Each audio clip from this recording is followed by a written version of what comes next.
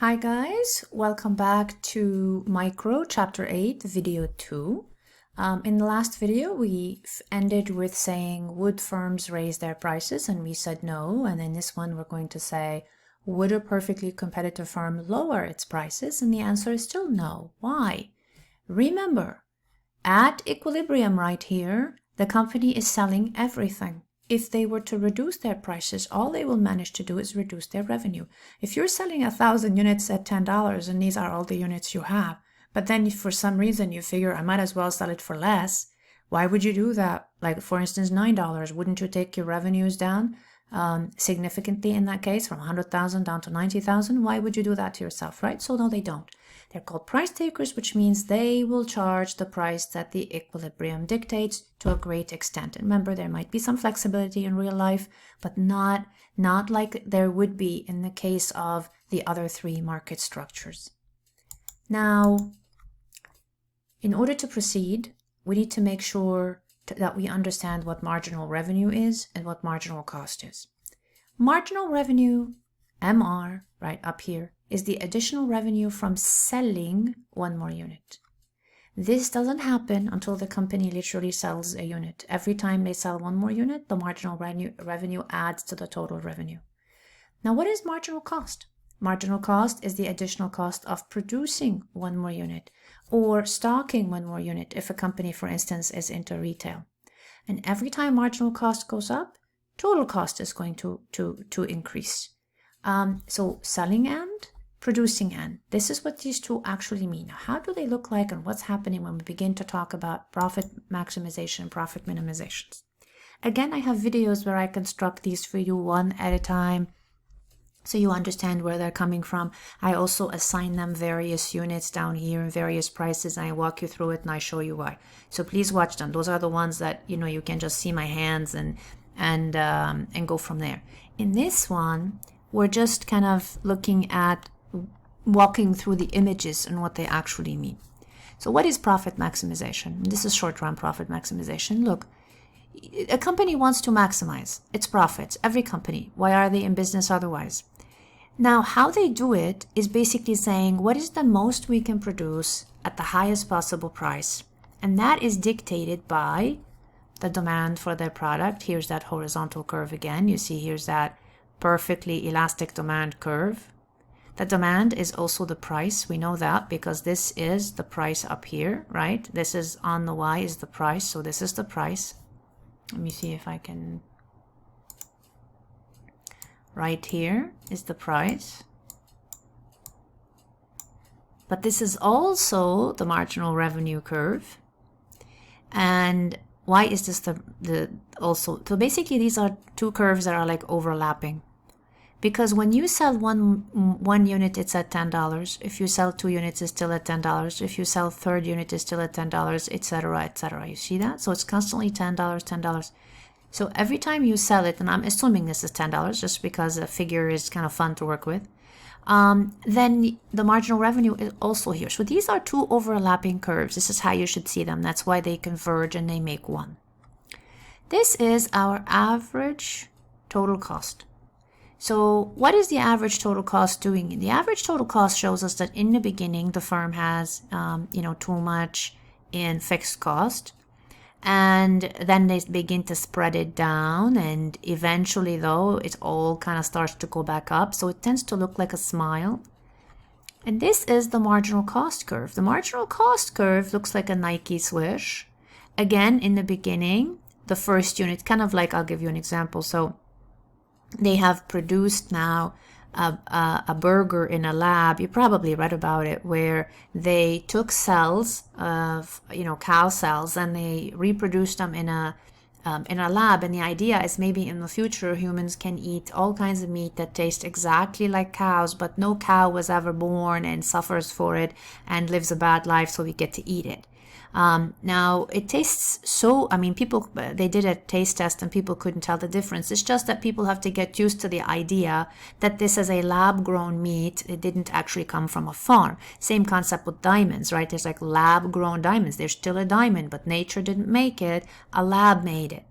Well, that first burger, I remember reading about it, cost like something like $180,000, right? Because all the research that went into it, very, very high fixed costs in the beginning. Now, once they start producing 10,000 burgers, a million burgers, obviously each burger is going to get cheaper for a while, but eventually average variable costs are going to rise, or variable costs are going to rise, perhaps potentially more fixed costs, maybe more advertising, various reasons why we end up with higher than lower, and then in the long run it's going to end up rising and rising and rising.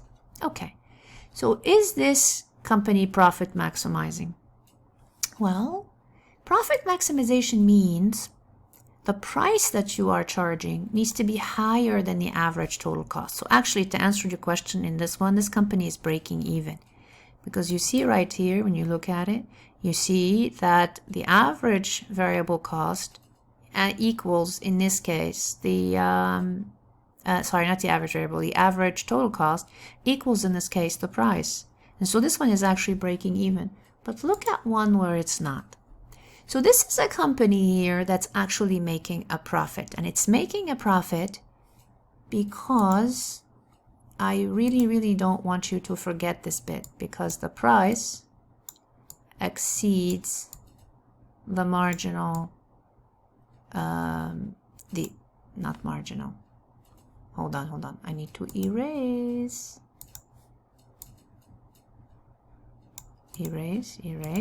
Okay, let's go back. Exceeds the average total cost. Okay, the ATC. Okay, so let's look at that and see. This is our demand curve right here. It's horizontal. This is how you recognize perfect competition. You see a horizontal demand curve, bingo, it's perfectly competitive. You don't have to think too hard about it. This is also our marginal revenue curve. This is our average total cost here. And this is our marginal cost. And okay, here's the thing. It's all hinders on where marginal revenue equals marginal cost. See where it says production of profit maximization level is where marginal cost equals marginal revenue. It's right here. This is the marginal revenue in green. In red, you have the marginal cost. This is where X marks the spot. This is like a treasure map. This is where the treasure lies. This intersection dictates all the other points. So if this quantity is 100 units, then, and this price here is $10, so $10 is the price. Quantity is 100 units in your outline, as well as in the other videos, you actually have all this information. Right here, it also dictates the average total cost. In other words, right here, this is the average total cost you need to read. It's at point C. So let's say it is $8. Okay? Let's say it's $8. And this is the intersection. This is the right quantity. And this quantity, let's say, is 100. And this one is $10. Now, the reason there's a profit is because when you do, I should kind of grab a different color. When you do price minus average total cost, right, times the quantity here, you have a profit. When you're doing $10 minus $8, you have $2 per unit that you actually have times 100. So 2 times 100 is $200. There is actually a profit. You always do price minus average total cost times the quantity to come up with what's really happening. So you see here that there is actually a profit. This the industry is doing, but this is what the firm is actually doing. Now, if you were to look at the one next, it's not good. So here, let me show you again. Where is the price? The price is above the average total cost. The price is 10. The average total cost is 8. When we go to here, come back. Hello. Profit minimization. Okay.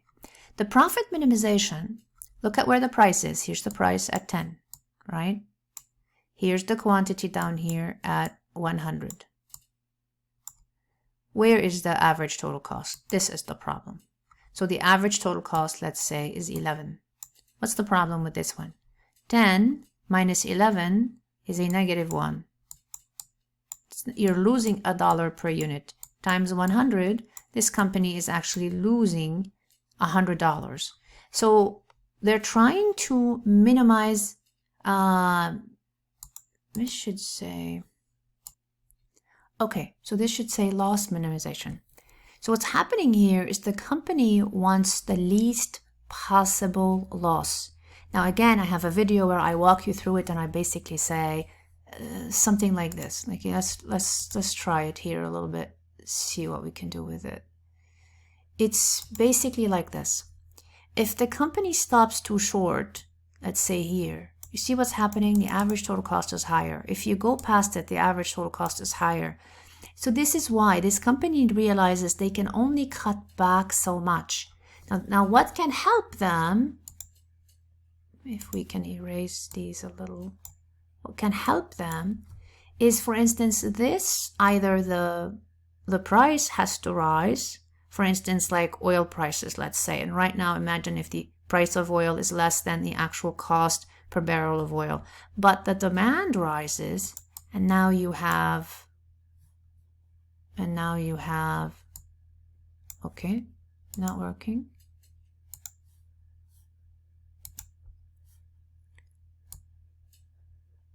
A new demand, and that demand makes it where the price is now higher than the average total cost, and maybe, you know, that can be saved. I'm going to come back and finish this point in the next video.